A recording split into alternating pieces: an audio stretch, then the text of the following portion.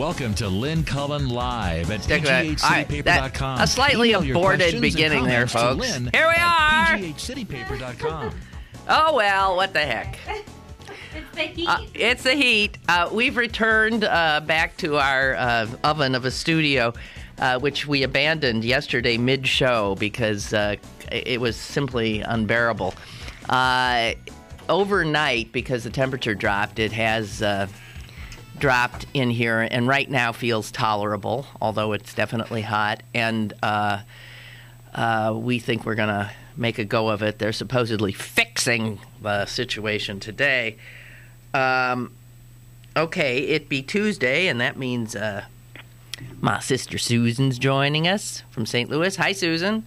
Hi. I'll tell you, yesterday in the studio, it was like St. Louis on a bad August day. It was beyond belief. Well, no, actually it wasn't, because St. Louis on a bad August day, everybody's in the air conditioning. Oh, well, if the air conditioning were broken, and then someone had the fine idea today of bringing in this huge vat of chili, which is sitting right outside the studio in the break room, and the smell of chili is permeating everything here.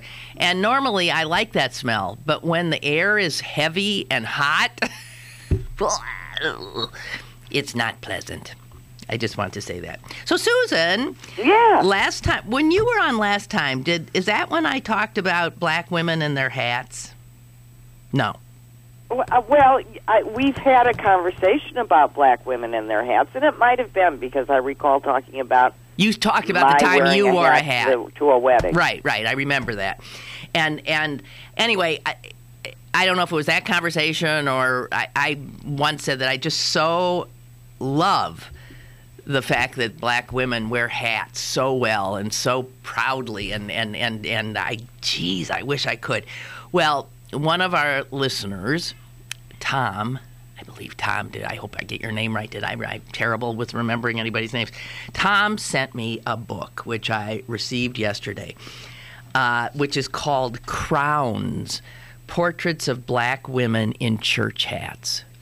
Well, it is the greatest book. I have just been having a ball, not only looking at these women in their church hats, but reading the little things that they write about the importance of these church hats. And this one woman says, some women at my church pay $200 or $300 for those grand hats. And I'm thinking, geez, I mean, that's got to be, unless you're rich, that is a huge expenditure. Huge. And she says, this woman says, she doesn't do that. She says, but I get such a kick out of those fancy ones. I go to church early to get a seat on the front row of the balcony just so I can look over at all those hats. Wow, I say to myself, my God, why would she wear that? It looks like an airplane getting ready to take off. Okay. So cute. Here's another one. Here's a woman whose mother made the hats for other women, and that some women would come almost every week for a different hat. And she says, my mother was a busy seamstress. She made dresses and hats for a lot of the women. She might have charged $3.50 to make a dress. In the summertime, it was not unusual for her to make 12 to 15 hats and dresses in a day. How is that possible? Well, she should be on Project Runway. How is that possible? Unbelievable. Well, our grandmother used to whip up a hat or a sweater or a dress on a day's notice. Yeah, but 12? Not 12, but, she was an amateur. Gosh. And here's this really funny one. She's a pastor's wife, and she preaches some herself. And she was talking about the time she was preaching a sermon which she titled Run and Tell That. She said it was about when Jesus was met the woman at the well. And she said, I was preaching that we women sometimes talk too much, but the things we need to tell, we don't tell. And we run and tell everything we shouldn't tell, but how many times do we run and tell the truth? Tell about God, tell about... She said, and so I was running. She talks about how she was trying to show how we're running here and we're running there. And she says, I've been a pastor's wife for 23 years, and I'm not ashamed to have a good time in the Lord. And when I said, you need to run, I went to demonstrate how we should run. And that's when I went one way across the pulpit, and my hat went the other. Oh, gosh, and there's a picture of her, and her hat is just too cute for words. And then she talks about proper dress, and that one of the reasons that traditionally black women get themselves gotten up like this is because you are supposed to adorn yourself for the Lord. But she takes exception to some of what the younger women wear. And she says... So do I, by the way. Yeah, I do too, but she says this. Listen to this. Sometimes women will wear those short skirts to church. If they sit in the front row, I tell the nurse to go put a scarf over their legs. I mean, my husband's up there trying to preach, and some woman sitting on the front row with the gates of hell wide open. Well, right. Oh, that's too funny. Okay, and here's just two more quick quotes. Here's a woman who says, before we left for the party, my mother said we looked adorable. I said, adorable ain't what we're shooting for. And here's another from Dorothy Winecroft, who's shown posing in her beautiful hat. She's an older woman, and she says, my husband said, you don't need another hat. You don't have but one head. It's the cutest book. I am so enjoying it. I cannot thank my gentleman listener for sending it more. Crowns. I recommend it highly. African American women and their church hats. Oh, so Suze, you're very quiet today. Well, why? Who can get a word in edgewise? You've been reading to me. Okay. Well, is there anything on your mind? No. Although I did receive immediate emails from both you and my brother last night as you were watching Dancing with the Stars, the two of you. Well, Donald Driver is just so incredible. It's just amazing. He makes Hines Ward look like, I mean, he's better than Hines Ward. If they were up against each other, I must say that. He's better. He is better, and he is competing so hard, he gets angry at every one of those scores. Yeah, he's really... invested. He's invested. Well, he's a competitor. Well, I thought what was cute was that he was watching he was watching his game tapes. Oh, I didn't see that. Well, the way he learns the dance is to watch it as if he's watching game tapes. Oh, okay. And that's how he understands, and he gets the body memory and instructs his body what it is supposed to do. Yeah. And then he just gets up and does the dance. Well, speaking of that body. Yeah, right. And I gotta say, those tattoos. Oh. I am not a big tat fan, but his are gorgeous. Truly adorn his body in such a gorgeous way. And so while he's doing all these extraordinarily... I thought he was good. What would have happened if he would have let go of Peta at one of those moments? She would have flown off like a discus. Yeah, she would have gone flying into outer space. But these steamy dances that they're doing, and then after the dance is over, you see his sweet-looking wife and his young son in the audience, and they're clapping and cheering and smiling for him. And I would think this is hard for spouses. Well, he moved them out there to be with him while he's doing this, precisely so it wouldn't be hard. Right. They can sit there and watch him rehearse with her if they want. Right, and know there's nothing happening here except I'm doing this. Yeah. Right. I thought he was very smart about that. did that on purpose. Mm-hmm. It is hard. Speaking of sexual things, have you heard about that book that everybody's read the gray thing? The middle-aged woman? Yeah, Susan. So old. Why, do you have it yet? No, I was watching the author being interviewed this morning, and she was laughing hysterically. She was embarrassed by the whole thing.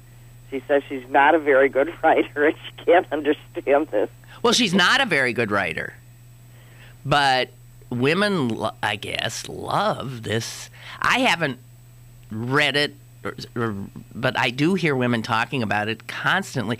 Any of these things that sort of take off like this and you're supposed to read them. I remember a few in the past. The Bridges of Madison County was one such. I never read that one. Well, I did because, everybody was saying, have you read it yet? Have you read it yet? So I finally get it. I read it. And, to say I'm underwhelmed doesn't even begin to. I thought it was awful. I really didn't like it. I don't know. I just thought it was treacle, gummy, yuck. But this one, I don't know. I guess what's freaking everybody out is it's about, dominant and submissive behavior, and that all these women are getting off on submissive stuff sexually is freaking people out. But I do think, my guess is that, and I don't know if this were they talking about this, but that women now lead often such, they're expected to be they're in charge all the time. They're powerful and in charge, and maybe giving way in many ways of power in sex is a turn on. Literally. Yeah, I think it's not even. You don't even have to go to the fact that they're so powerful right now.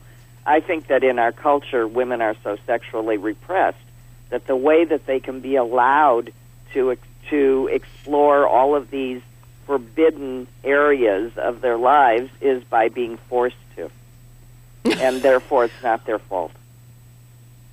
Yeah, and it's permission to act in a way because you have no choice. But the way they're acting, okay, so yeah, you're being forced to do. But right. By having someone dominant over you, you give up your volition, and therefore it becomes acceptable.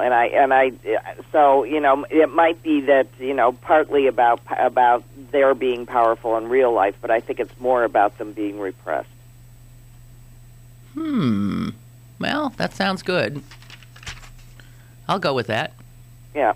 So speaking of sex, Silvio Berlusconi is on trial. Yes, I know. He's always on trial, but he's on trial again, and this time, the world isn't as much fun since he was forced to resign. I know. So he's no longer the prime minister or I think it's called prime minister of Italy, but he is still making news. So this trial about whether or not he in fact paid underage girls for sexual favors is part of this trial, I guess. So that involves his infamous bunga parties. It's not singular. He had bunga parties a lot. Yeah. Well, yeah, his infamous bunga parties. Right. And this was just one little detail that came out in the testimony yesterday, which I found so delightful. And again, sort of talks about, the same thing that you just said might apply. The sort of turn on of, here it is. Of the forbidden. Right. Model Imani Fadil testified that at one party she attended, that women were dressed like nuns and then stripped to their underwear. Well, isn't that sort of part of it? You start with a nun, and then the nuns start peeling their habits off. So the idea, though, that right under the Pope's balcony, essentially, he's got... Well, he also had a model, for no good reason, wearing the mask of one of his... of the soccer players from his team and a jersey stripping. So that's a mixed message. Oh, my God. Jeez. You wonder how the guy ever had time to, build his media empire, because he's a major mogul, which is how he bought his way into political office. I think he's the president. Wasn't he the president? No, prime minister. I just saw his prime minister. Right. So, still on the subject of women, Susan, you didn't have a chance to have your say about the latest sort of blow up of the always popular mommy wars. Now what's going on? What do you mean now what's going on? Well, I mean we're talking about the Democratic person, and then about and now Ann Mitt Romney has said that welfare women should get daycare so they could work and know the glory of work. Oh, is that what we're talking about? No, I just wanted your take on the whole kerfuffle over the statement that Ann Romney hadn't worked a day in her life. Well, right after I moved to St. Louis 1,000 years ago, and I had given up my job in New York on Wall Street, some woman actually came to me from the newspaper, which was still the late great St. Louis Post-Dispatch, and wanted to interview me on what it felt to go from a high-powered New York job to not working. And I was about to give birth, and it was 105 degrees here, so I thought going to the mailbox was work between you and me. Uh-huh. But, I said, well, I told her I'd consent to be interviewed, but not with that working premise. If she wanted to name the article, "Who Says I'm Not Working?" I'd consent to be interviewed. And that was the headline on the article, "Who Says I'm Not Working?" And, I discussed that whole thing about how the women's movement was not supposed to place a value on what your choice was. It was simply to give you a choice. Mm-hmm. And it was not about working versus not working. And I challenge anybody to do my job. I do a lot of things. Well, it seems to me, you don't even have to say. So, USA Today in its editorial says this. So, what new did we learn from all of this? Nothing. It's a non-issue. Right. And this isn't swaying my vote one way or the other. Right. If you want it, my women's issues are that you don't have the right to take mine away. And I'm voting for the party that isn't threatening to do that all the time. Okay. So I just want to repeat this. I'm not repeat it because I haven't said it yet. Like a lot of the most heated exchanges in this long presidential campaign, this was long on gotcha and faux dudgeon and short on meaningful policy debate. Moms work hard. They make their individual choices based on their circumstances and priorities. And now, could we move on? Right. Okay.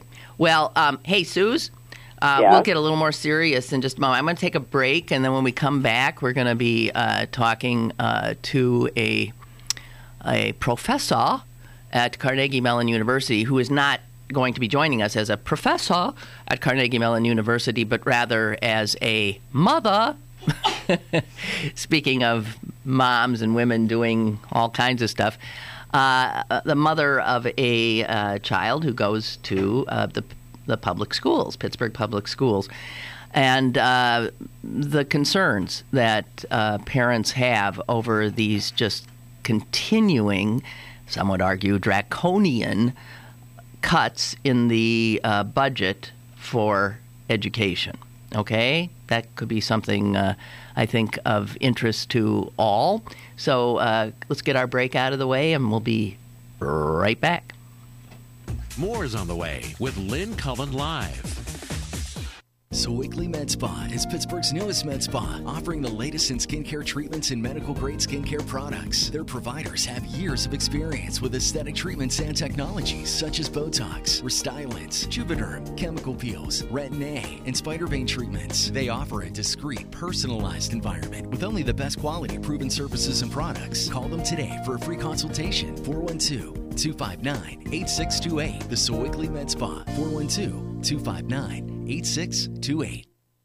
Go to bergbargains.com for great deals on tickets to the ballet, opera, city theater, science center, symphony, history museum, and the Carnegie Museums. bergbargains.com, Pittsburgh's only online deal site where the deals don't expire. bergbargains.com. Have a question or an opinion? Call Lynn Cullen at 412-316-3381 or email lynn at pghcitypaper.com. Now, more with Lynn Cullen Live. Okie doke. Welcome back. My sister's here, Susan, and also joining us, Kathy Newman. Kathy, you there? I am. Hi. Kathy was going to be on the show yesterday, but I ended up with heat prostration. Yeah, prostration. No, it's prostate. Prostration. Don't you get those mixed up? Frustration. One's in somebody else's tush. Yeah, I know. One has nothing to do with me, certainly. Okay, so Kathy, as I said, you are a professor at CMU, but that's not really why you're here. You had sent me something that you're involved in, and it is, I forgot who made the remark, but I swear I heard it, and it was something to the effect that with the cuts in education, I mean, people needed to step up and, do bake sales and things like that. That's right. One of our feelings as parents in the public school is that we're always fundraising for our kids, right? We're selling. That's right. We are hosting bake sales. We're selling wrapping paper. We're having the kids go door to door selling candy, and we feel very confident that this is one crisis we can't bake our way out of. You can't bake your way out of. I thought you and your sister might be interested to know. A lot of us were inspired by what happened in Wisconsin. I was at a conference in Chicago last year where I heard somebody who started a pro-public education movement as the cuts were coming down in Wisconsin last spring, and it's called I Love My Public Schools. And I was so inspired by that, and I came back to Pittsburgh and was sort of mulling over the fact that $1 billion had been cut out of the budget last year, and it was sort of shock and awe. It was such a big cut, we couldn't even really fathom it or understand what was going to happen. And then my son goes to Linden, where I think your son went too, exactly, right? yes. So he's a second grader at Linden this year. Aww. And Linden is going to be losing our vice principal, Ms. Brown, our science teacher. Our art teacher was on the chopping block. I think we've figured out a way to keep her. There's going to be cuts in music and library, and the band program is being entirely eliminated. Are you kidding? I'm serious. I mean, what's sad about that is that these things are viewed as extras when in fact what they do is capture and hold kids that you can't hold any other way until they can be engaged educationally. And it's really worrisome. Well, it affects the students that need it the most. It does. There's nobody at Linden who wants to make these cuts. It's all coming from the state. $1 billion was cut out of the budget last year, and now $100 million is now slated is this year's budget, with which the representatives have yet to approve. And so that's why our activism is so critical now. We're basically trying to sort of reverse at least a portion of those cuts this year if we can.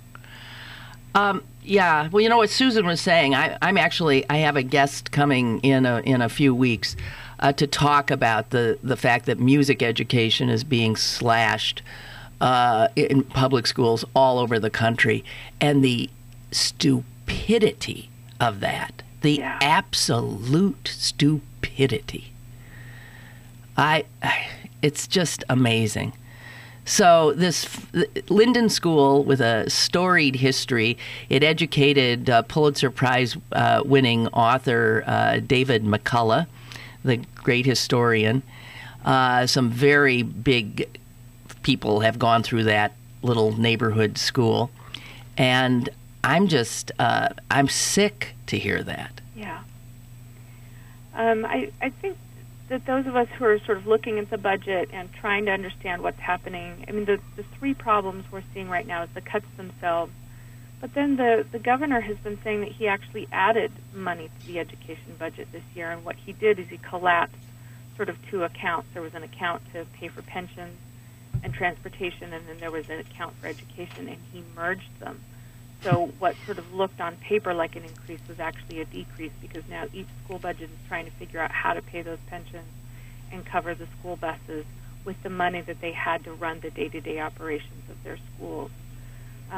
So the cuts themselves and the lies about whether or not there have been cuts, and then finally the refusal to contemplate any other ways to raise revenue, which is why we're holding our bake sale today, which is tax day, because we would really love to send the message that we actually kind of like paying taxes. We like paying for our great schools, but we would like corporations that have all sorts of ways to dodge taxes to do the same. You know, there's a story in the paper today about all these oil companies that are coming to town and how they need to set up headquarters, and how, you know, Chevron might be a big presence downtown. They already have a lot of buildings around in the suburban areas. But Chevron and this one and that one and all these huge corporations, we're already seeing the clear positives of economic, upswing because of this Marcellus Shale stuff. But we're not asking these people to pay their fair share. Or yesterday there was a big demonstration outside UPMC's headquarters because that revolting organization, which has what? Huge amounts of money, pays no property tax even though they own half this property in the city. Right. This is insanity. The money is there. We choose, and these are policy choices we make to allow those most able to fill the coffers to take a pass and to then say that we don't have the money. What are we to do? Well, come to the bake sale today. Buy a cookie. Well, we're giving the cookies away for free. We're going to be set up in front of the Squirrel Hill Post Office today from 4 to 5:30, and we're hopefully going to cheer some harried tax filers as they with shuffle a cookie, in to mail their tax returns. And we're basically going to be giving out this message with our cookies that we would love for the state to close the Delaware loophole. Right now, any company that has a P.O. box in Delaware doesn't have to pay state taxes. How about if I get a P.O. box in Delaware? Go for it. Let's all do it. We'll all get P.O. boxes in Delaware. Can't we incorporate? I mean, can I be Susan, you're the lawyer. Yeah, sure. Can I be Lynn Cullen, Inc.? You can incorporate. You can pay your corporation, which then pays you a salary. And you can take a very small salary and let the corporation keep all the money. And put a P.O. box in Delaware. That's right. Hey, guys. Well, maybe we need to start doing what they do, and maybe that would force them to rethink. But Kathy, so what else would you want people to do? What are we supposed to do? Well, I actually feel cautiously optimistic at this point because there has been this incredible groundswell of activism. Just on Saturday, we had an event where we were really encouraging kids to sort of have their voices be heard. We had more than 500 kids come through the Children's Museum. They wrote letters. Wow. They tweeted. We had this big sort of tweet aggregation that we did on Saturday. They made art. They made T-shirts. we're hand-delivering a lot of these letters with a plate of cookies to all of the state reps in Allegheny County. Many of our Allegheny reps actually support our cause, so we're really urging them to be champions of the cause. PA Dems just put education number 2 on their priority list at number 1, growing the economy. So we feel like we're starting to get some traction. We know there's a Republican representative in the middle of the state who's very upset about the cuts and really wants to restore adequate funding to education. Well, you know, that reminds me, our legislature, and I'm sure this is true in Missouri too, is largely made up of people representing, rural settings, and they're getting totally screwed by these cuts. That's right. But cities are disproportionately affected. But these are Republicans who probably are in these rural settings, but wouldn't they be concerned? I mean, their schools aren't rich districts. I know in Shippensburg, which is pretty close to Harrisburg, right now they're in danger of losing many of their sports team, and they have a kind of a premier swim team that's on the chopping block right now. You got to wonder. I just really think, talk about, forget the war on women. I really think the Republicans are waging a war on education, on public education, from Rick Santorum being quite open about it. They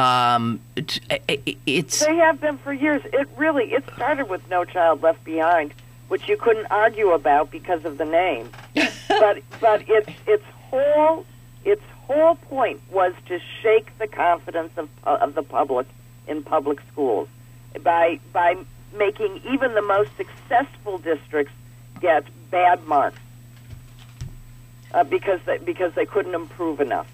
And the whole, now they've gone back and tried to fix some of this stuff over the years, but the whole thing was a PR move to privatize, to get public dollars to subsidize private schools. And that's how the charter movement started. Sure, that's that right. Whole thing. Mm-hmm. It's been going on for a long time. Now we're just seeing it. And it's part of that, again, Republicans are really big on privatization, which means you take tax dollars and give that tax dollars to a corporation to do what government used to do. Yeah. It's an outrage. I've been thinking about, we moved to Beeler Street, so we're very close to Carnegie Mellon. We're right between Carnegie Mellon and Linden. Mm-hmm. And I think we pay about $4,000 a year in property taxes, and sure. I think another maybe $3,000-4,000 in state taxes, and some in the city, I can't remember. So let's say maybe we pay $10,000 a year in state, local, city taxes, property taxes. With that $10,000, I can't even buy 1 year for my child at a private school. Right. So it's, and of course those taxes go for all kinds of other things that we love, like roads and firemen and parks. And, we spend so much time in the parks on the weekend. We just go from one park to another we have an 8-year-old and a 5-year-old. And I actually love taxes. Well, you know what? Don't say that too loud because you'll lose the room. I mean, you see, because it's really not about that. And one of the things that you need to look at is it's not. I don't know if it's so very different in Pennsylvania, but it's not just your state government that's doing it to you. It's your city government. It's your city government that forgives the local property taxes, not the state government. No, but I think it's the law that governs nonprofits, and the reading. No, but when I'm saying that the city of Pittsburgh says, Chevron, I want you in an office building downtown versus out someplace out of the city limits. Oh, and to get them, they forgive them. And to get them, right. they give them a pass on their local property taxes. That's right. And it is your local property taxes that are funding a great deal of your schools. Right. So a lot of attention needs to be focused on what they are asking the public to give up in order to get these companies to move back into your downtown, and to ask them to be willing to take part in educating the children that will be their workers, right? Or you know, is not unreasonable. No, but the reality is this is the corruption. Our whole system is taken over by the wealthy. But if you start talking the truth and putting it out there and reminding people this is what they're doing when they do this, and I bet you they'd come even if they had to pay the school portion of the property tax. They blackmail all these municipalities. Oh, God. So, Kathy. Yes. All right. Outside the Squirrel Hill Post Office today from 4 to 5:30? Yep. That's the corner of Murray and Darlington. Right. Hey, you want some cookies? That's where they're going to be, with cookies with a purpose. Cookies, and I think the real possibility for restoring some of the funding back to the school budget this year with the right pressure and getting our voice heard. Okay, well, that's what we need to do. Appreciate it, Lynn. I appreciate you're a geez, talk about women working, yeah. So you're a mom, you're a professor, and you take on these volunteer responsibilities. Man, you be a woman. Thanks, Lynn. It's great to be with a woman like you. Oh, okay. All right. All righty, Kathy. Thank you. Bye-bye. Thanks. Bye. Good luck. Yeah. Oh, my. Well, I have to say, I mean, I just witnessed in my school district where they were asking for a rather sizable tax increase for the first time in many years. And I think I told you I'd never seen so many vote no signs in front of multi-million-dollar homes. You know, and it was really appalling. And I think what was different was the willingness that wealthy people had to stand up and say, "No, I don't support you little people, and I don't even have to pretend like I do anymore." I'll put it right out there. No, there's no shame anymore. There was a piece of mail every day for a month from the Vote No group. No, there's no shame. And I remember thinking, if they, the money that they're spending on their mailings would have paid all of their taxes for 2 years of the increase. And the good news I have to report is we had the largest single turnout that I've ever seen for an April election that had nothing but school district issues on it. 8,000 people in my district turned out. Normally, 3,000 would be high. 8,000 people turned out, and we won by 1,000 votes. Wonderful. So what those negative people and all that nasty, we don't support our committee, we're rich and we don't have to, they got out the vote for us.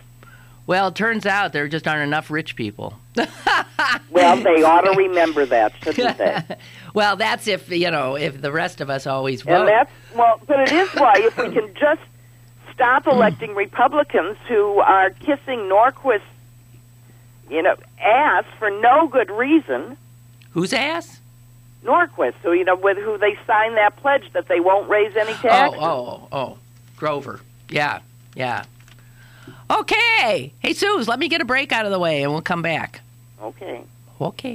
I was calm before. Stick around for more with Lynn Cullen Live after this. Pittsburgh City Paper's in-depth election coverage is available now. Pick up one today for Bill Maher, Capelia, Doug Snead, and Tigers Be Still. Pittsburgh City Paper available at over 1,700 locations throughout Western Pennsylvania and on the web at pghcitypaper.com. Saving energy saves you money. Whether you switch to Energy Star light bulbs, install Energy Star appliances, or add extra insulation. Learn more at EnergySavers.gov. Brought to you by the U.S. Department of Energy and the Ad Council.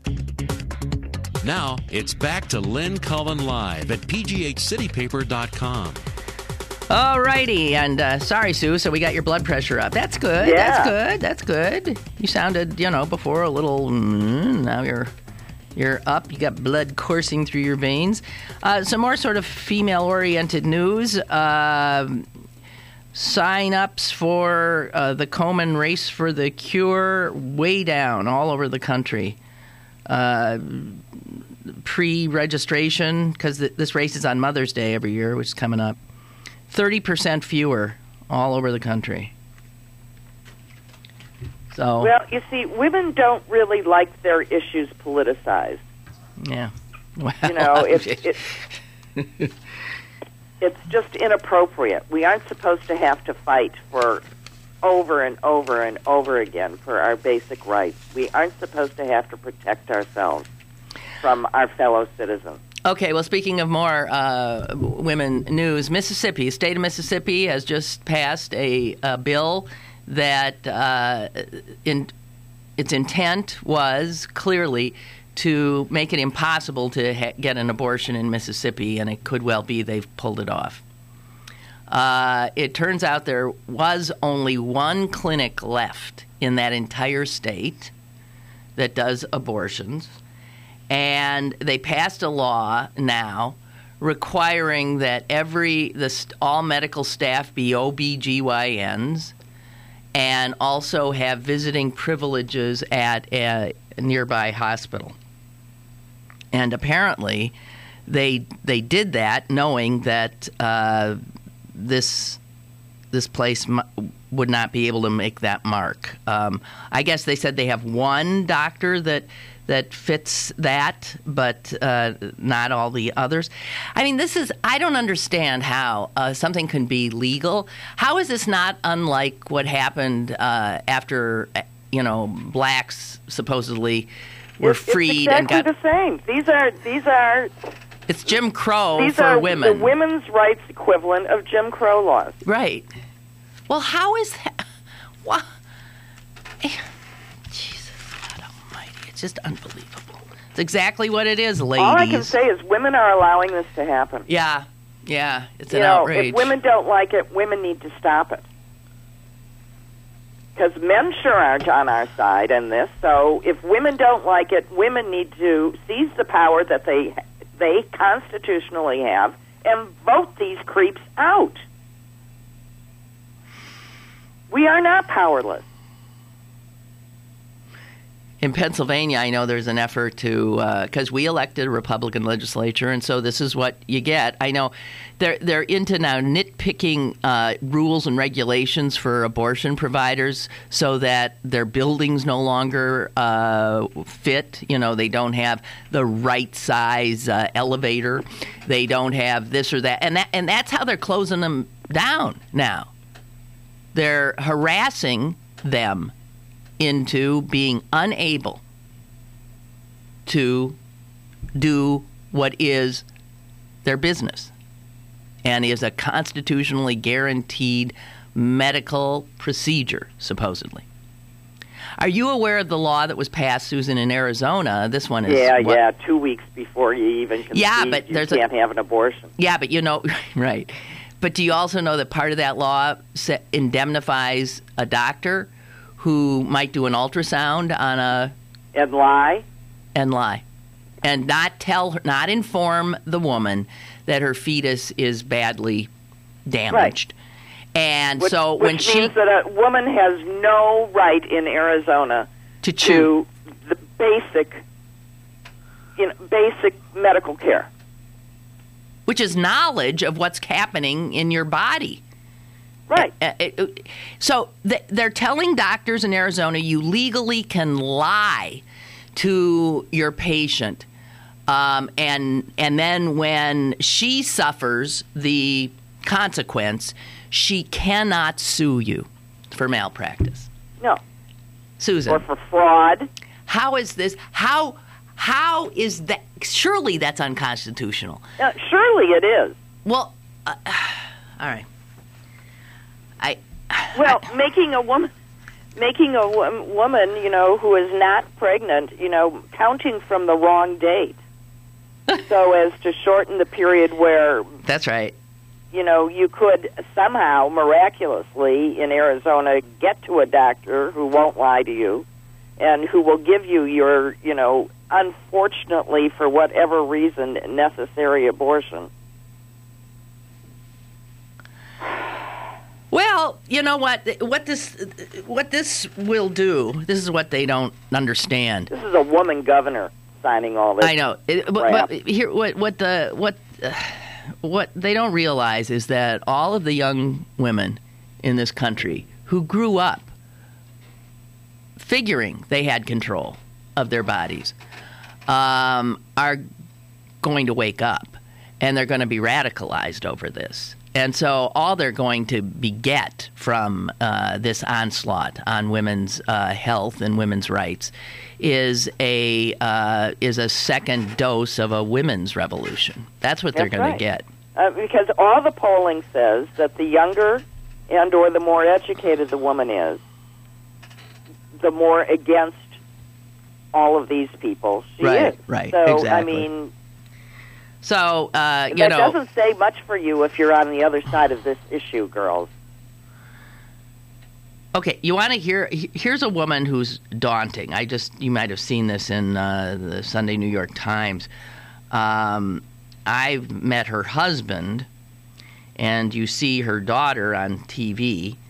This would be, and I don't know her first name. They don't have it here. This would be the wife of Zbigniew Brzezinski. Yeah. Now, I met him and did not like him. This is 30 years ago, easily. I tried to tell him a story. What do you call him? Zbig for short? Zbig? Well, I tried to tell him a true story about how he was responsible in part for my deciding that I wasn't going to be an anchor woman. Because in the short time I was an anchor woman, there were two things going on. It was during Jimmy Carter's administration, and Zbigniew Brzezinski was in the news constantly, so I was constantly having to say his name, which I still can't say. And I think it's Zbigniew. Zbigniew. I don't know. Zbigniew Brzezinski. And the other thing was a big state story. This was in Wisconsin, whether or not to allow twin trailer trucks on the highways. I ask you to say twin trailer trucks. Twin trailer trucks? Twin trailer trucks. You can only say it twice. So, between Zbigniew Brzezinski and twin trailer trucks, I thought, the hell with this. So I told him that story, thinking he didn't laugh. He just sat there with his crew cut looking like some, I really didn't like him. Okay. So. What about his wife? Okay. His daughter, Mika, as you know, is now a big shot because she's on the MSNBC morning program, the hottest program in the morning on cable, the Joe Scarborough and Mika Brzezinski show, whatever that's called. Really? See, I had no idea. Oh, really? Morning Really? Joe. It's good. It's pretty good for these shows. It's a pretty good Morning Joe, and she's the female on it. And she was, they have a full page where they ask questions of some celebrity type in the Sunday Times Magazine. And she was the one this last Sunday. And here's just one question, and this question just blew me away. Listen to this. Here's the interviewer asking Mika the question. Your family seems tough. When your father, Zbigniew Brzezinski, was Jimmy Carter's national security advisor, your mother hosted a dinner party at which she served the meat of a deer that she found on the street and butchered herself. And then she announced to the fancy guests, like Pamela Harriman, that they were, in fact, eating roadkill.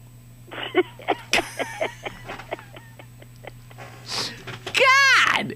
God! I like her already. Yeah! Jeez! But one of the people in the house has a sense of humor. I don't even know if she thought it was a sense of humor because Mika doesn't seem to have much of one. And here's what her response to that so-called question is. Mika's response. There's nothing funny about her response. Her response is this. She, her mother, she absolutely knows who she is. And she could give a damn what you think. She came here during World War II and starved for a year eating nuts in an orphanage. You don't waste good meat. And if anyone wants to argue with her on that, I would suggest you don't do it while she's holding a chainsaw. That's the daughter. Well, that's what I mean. Jeez! The daughter, the mother, the father, the Brzezinskis. Don't screw with them. Making America stronger. Oh, my God. But But I have to tell you, scraping a deer off the road and butchering it yourself and making a point of serving it to these hoity-toity types is great. It is. It's totally wonderful. And she, of course, didn't have to tell them, but of course, she did. She did. Whoa.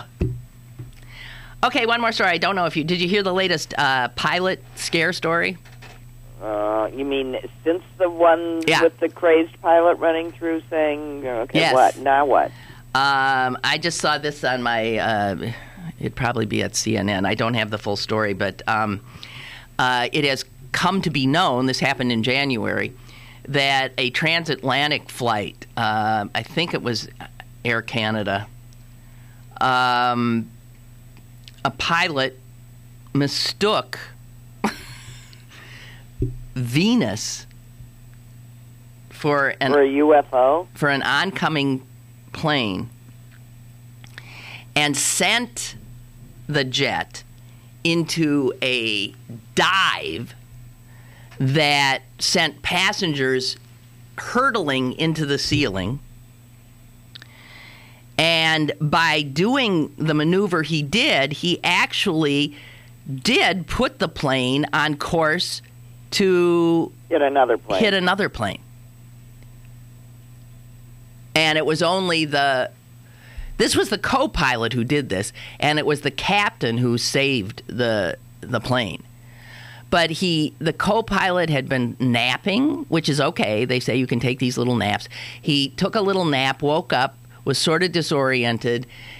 He was told that there was another plane flying at, yada, yada, yada, be aware, blah, blah, blah. And he sees Venus and thinks it's the plane and just dives.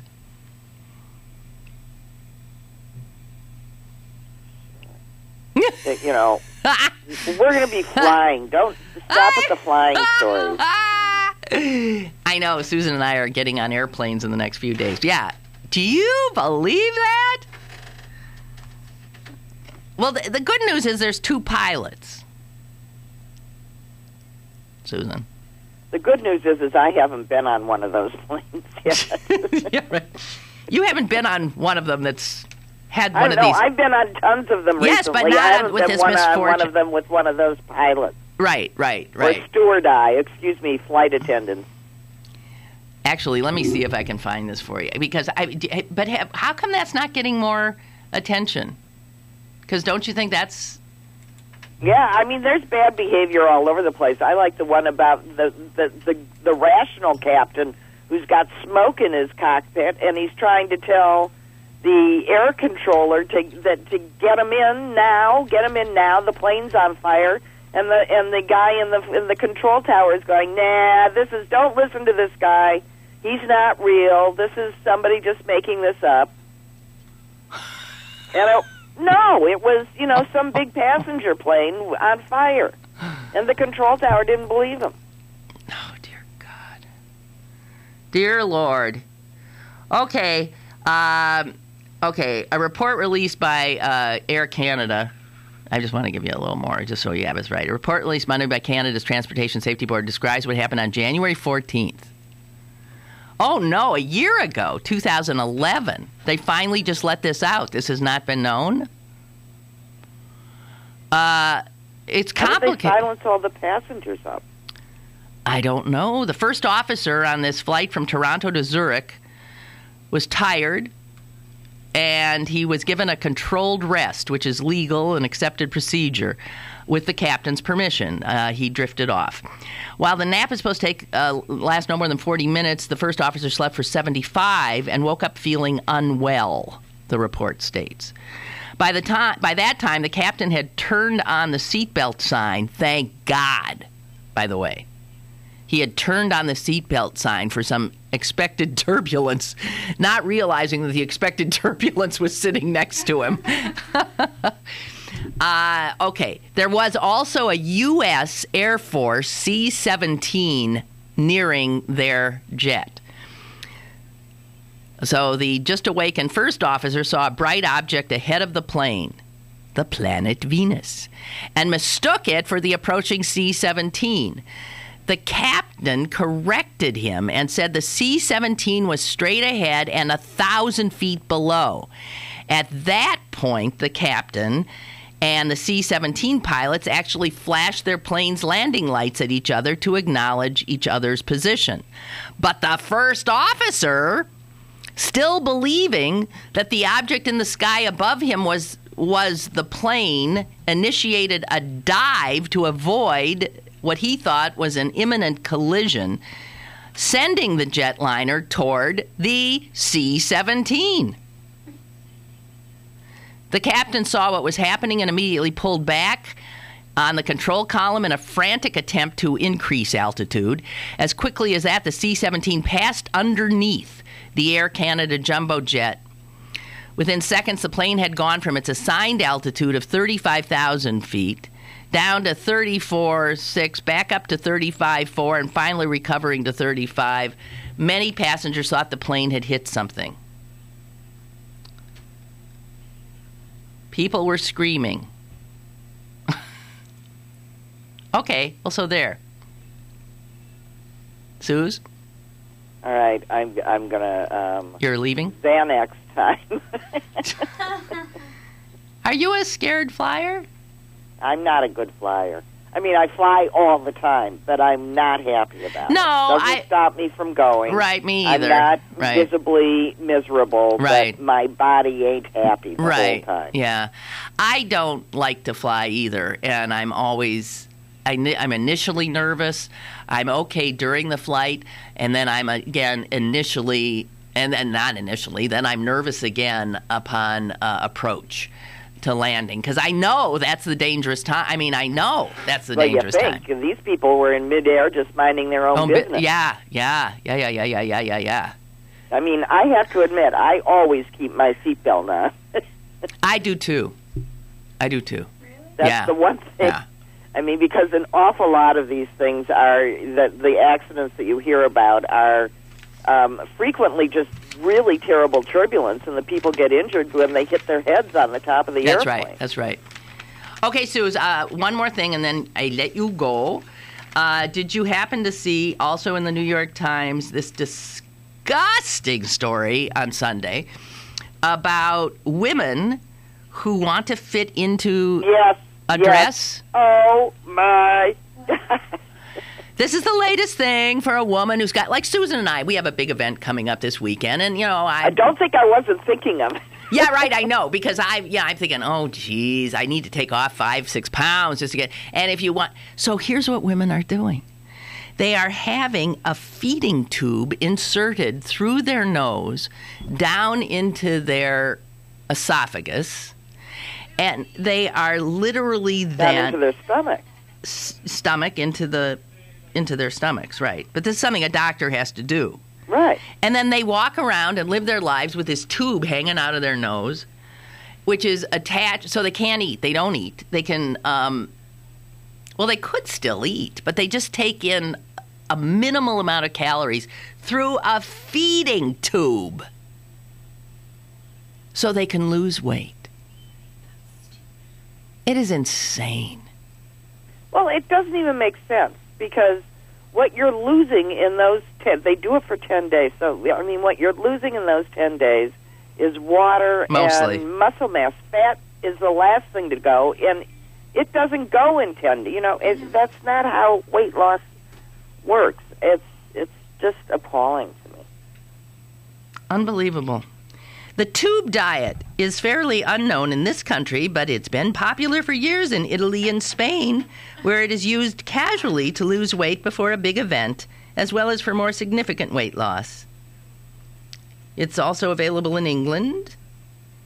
And in these countries, with their national health care, it's covered. Oh, my God. Oh, no. Okay, I'm not going there. Okay, so if you see a woman walking down the street with a tube coming out of her nose, that's a cutting-edge woman. Well, but the other thing, speaking of cutting edge, is chin implants. They're very big now, and I've wanted one for, I don't know, the last 30 years. I think maybe I'll go get me one. Really? Yeah. A chin. Boy, I'll tell you, I was at a restaurant last night where a waitress walked by, and I'll tell you, she needed quite the opposite. I have never seen a poor woman with a chin like this. Susan, her chin was 3 feet out from her face. It just it kept going. She looked like a crescent moon.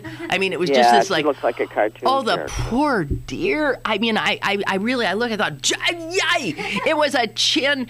It would make Jay Leno's chin look like nothing. It was, I have never seen it. You could hang things off this chin. Yeah, that's where I think plastic surgery is not, when somebody really has something that, where you can't see anything else. All you see when you look at that poor woman is chin. Yeah. So you think you might get, okay, if you go get a chin implant, I'll get something. I'll get a little, I've always said I wouldn't. I'll get like a little mini uptick. Or a boob. Well, how about a boob reduction? Never mind. We'll get into this. A boob reduction. I could do that because then I could lose 10 pounds easy and still have a good sized rack. Don't you think? I guess. I mean, that's never been my particular problem. Life in our family is not fair. Oh God. All right. Well, we'll talk about it. Okay. If we survive our plane flights, I'll see you soon. Okay. Bye. Bye, Suze, and thank you. We made it through, Jess, you and me. It's bearable. It's going to feel real cold outside when we go out. Thank you all. Chris Potter tomorrow. Okay. And have a great day.